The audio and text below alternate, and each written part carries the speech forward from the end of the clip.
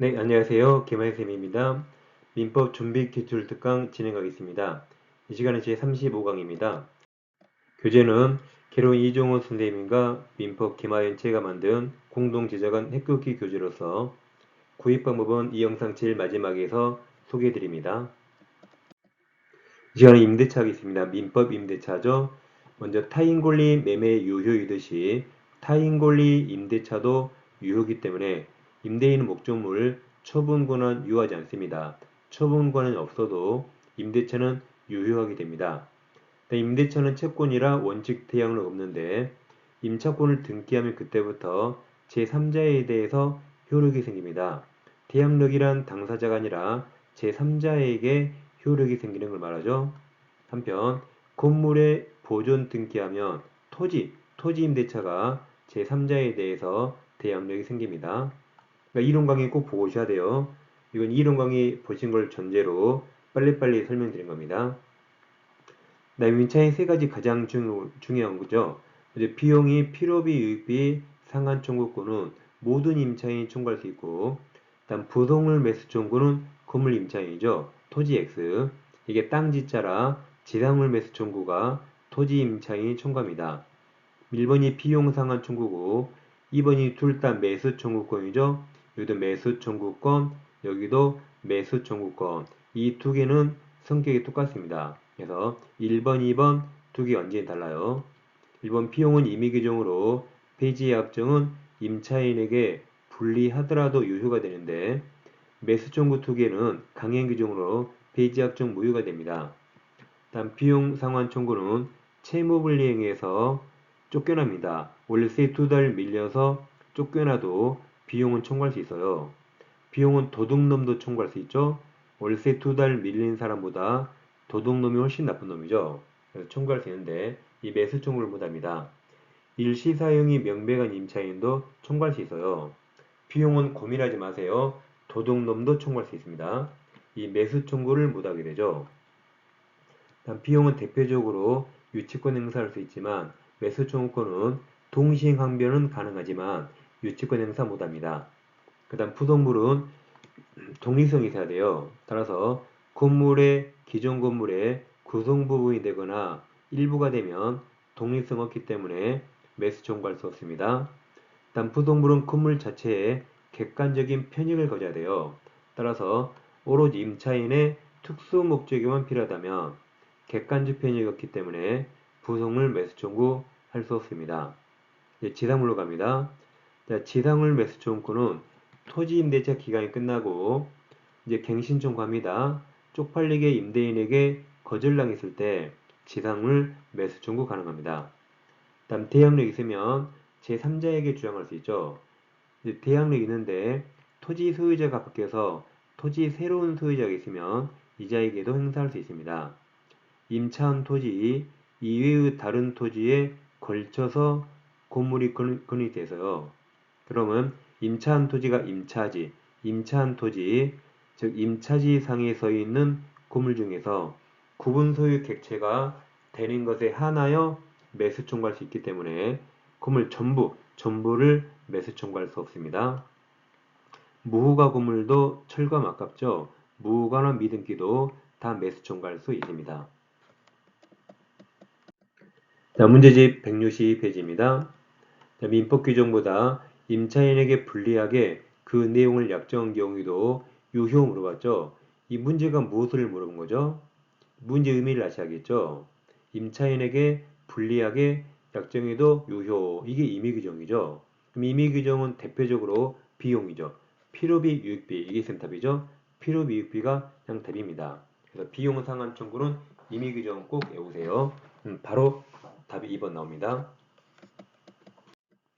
자, 2번 임차인의 부속물 매수 청구 틀린 겁니다. 1번 임차인 지위와 분리하여 부속물 매수 청구권만 양도할 수 없습니다. 이 부속물 매수 청구권은 건물 임차인에게 인정되는 거죠.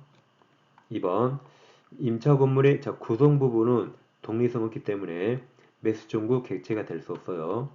3번은 채무불 이행하면 매수 청구할 수 없죠. 채무불 이행은 비용 상한 청구할 수 있지만 매수 청구권은 인정되지 않습니다. 4번 부속물은 임대인 동의여도 부속했거나 임대인으로부터 매수 둘 중에 하나 있어야 되죠. 답은 4번이겠네요.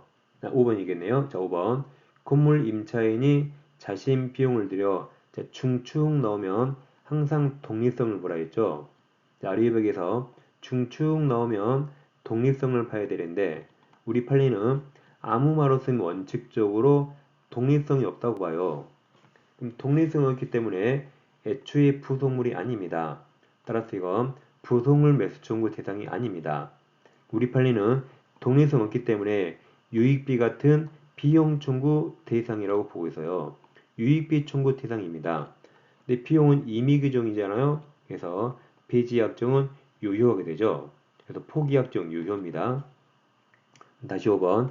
건물 임차인이 자신 비용을 들여 중축은 원칙 독립성 없어요. 중축한 부분을 임대인 소유로 하기로 한 약정이 유효죠.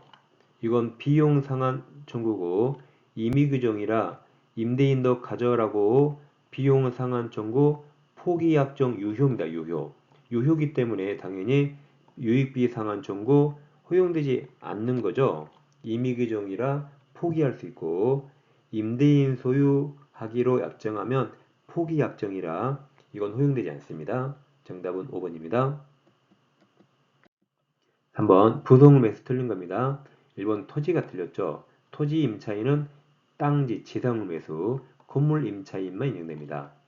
2번 임대인으로부터 매수한 물건도 가능하고 3번 적법한 전차인도 가능합니다.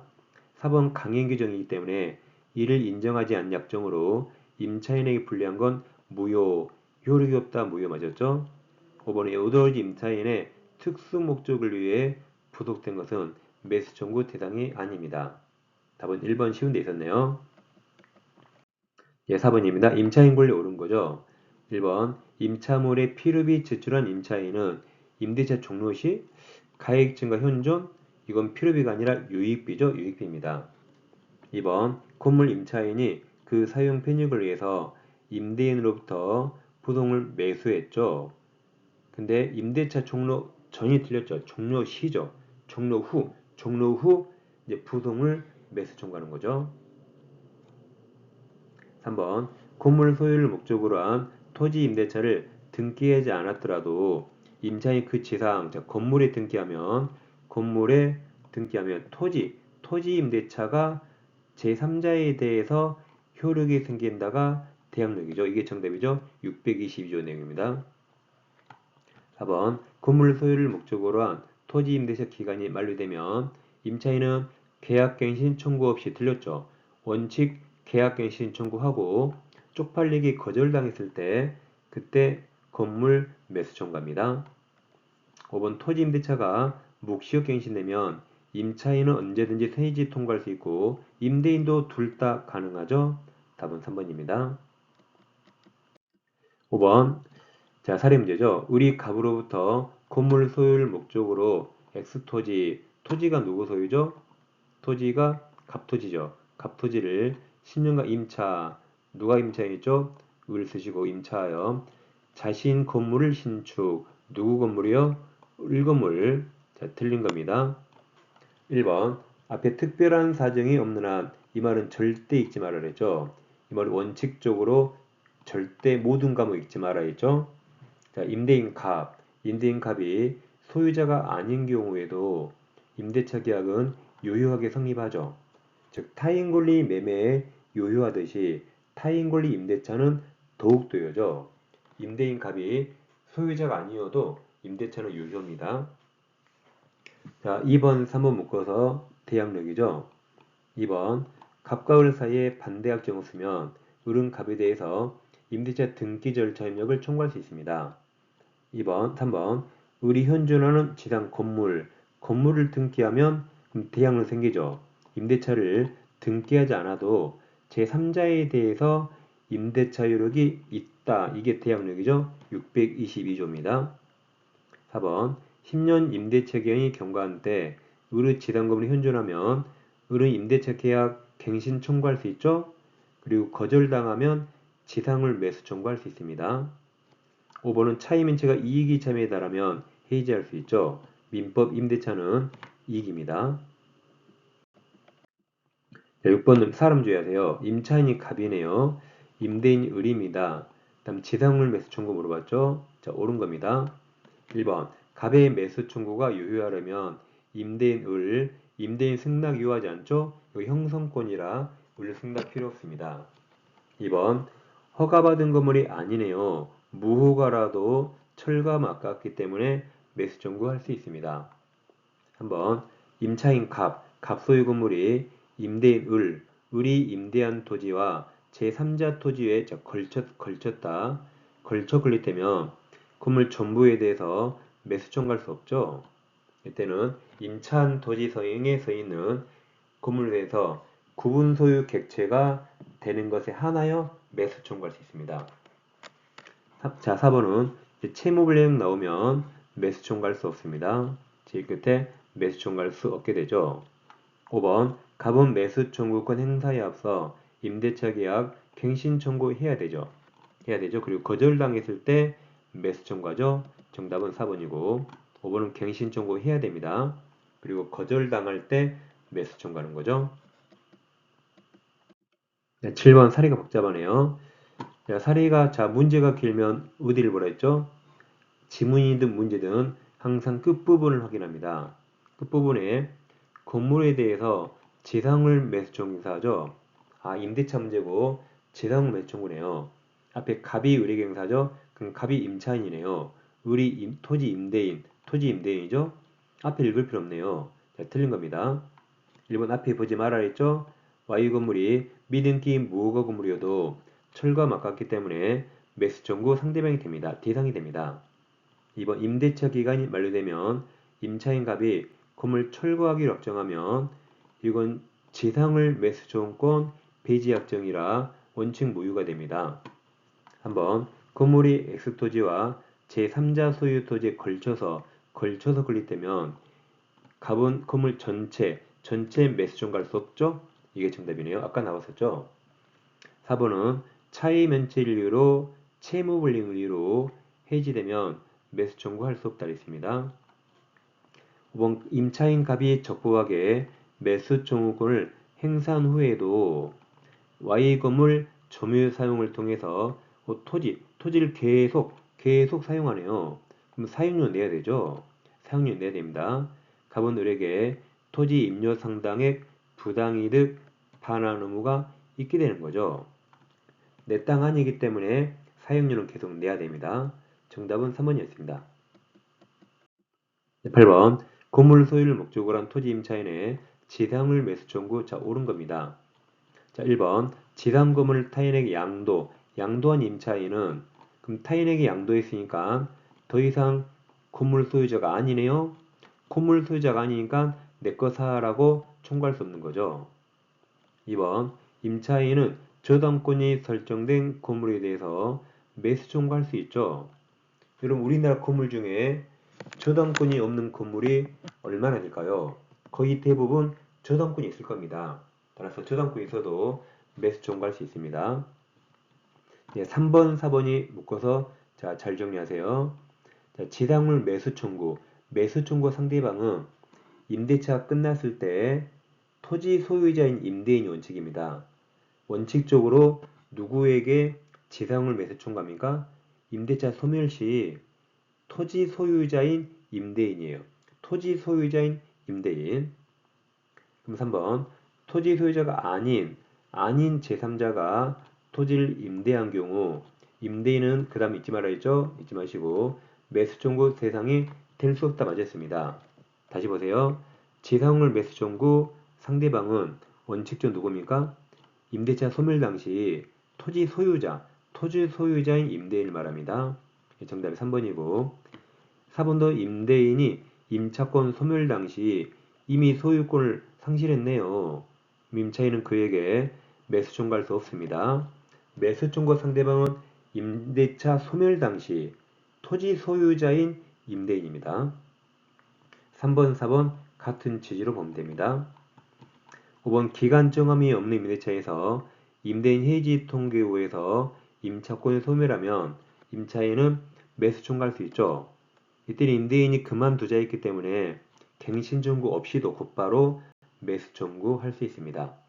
정답은 3번입니다. 9번 토지 임차인에게 인정되는 권리가 아닌 것. 답이 1번 부속물이죠. 부속물은 건물 임차인에게 인정됩니다. 토지 X. 토지 임차인은 땅지자. 3번처럼 지상후 매수로 가야 돼요. 당연히 유입비 가능하죠. 필요비 가능하죠. 차임 감액 가능합니다. 답은 그냥 1번입니다. 다른 거 볼 필요 없어요. 10번 민법상 임대차 계약 설명 틀린 겁니다. 1번 임대인이 목조물을 임대할 권한이 없어도, 즉 처분 권한 없어도 임대차는 유효하게 성립하죠. 아까 나왔었죠. 2번 임차 기간을 연구 가능하죠. 최장기 제한 없기 때문에 연구로 정한 임대차 계약 정도 허용됩니다. 3번 임차인은 자신이 지출한 임차물 보존에 관한 필요비 한도에서 차임 지급을 거절할 수 있습니다. 자, 필요비는 지출한 즉시 청구할 수 있죠. 필요비를 만약에 100만원 들여서 100만원, 차임이 200만원이네요. 그럼 100 빼고 100만원만 지급하면 되는 거죠. 알겠습니다.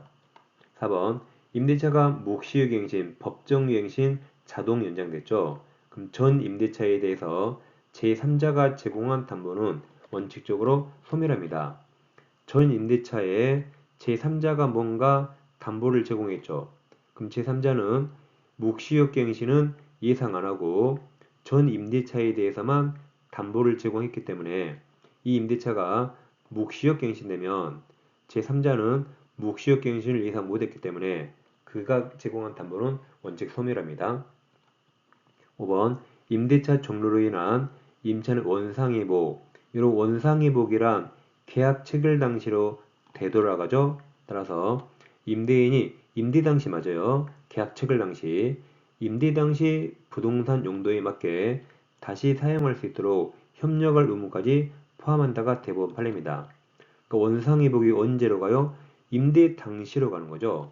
임대 당시 그 부동산 용도에 맞게 사용하도록 협력해줄 의무까지 포함된다가 대법원 판례입니다. 임대 당시로 간다 생각하면 되겠습니다. 네, 1차 기준 두 가지입니다. 초초역집 한 권에 개론민법 다 들어있고 지금 공부하신 기출문제집에도 개론민법 포함되어 있습니다. 두 권으로 충분히 1차 합격할 수 있고 두 권만 계속 반복해주세요. 구입하실 분은 아래 계좌번호 입금하시고 핸드폰 문자로 4가지 정확히 적어주세요.